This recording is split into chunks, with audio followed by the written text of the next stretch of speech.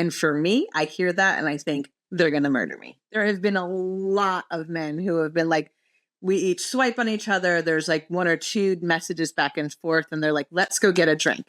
Getting to know somebody over text, you get a sense of them more, I think, when you communicate for a little while. There's all kinds of like indicators, I think, that happen in that text communication that lets you relax your spidey senses a little bit. And like, okay, I'll go meet you in a public place somewhere. Because if you want to meet me too fast, and I get what you're saying, you don't want to waste time. And nearly every man on these apps says, like, I don't want to text buddy, let's just go out.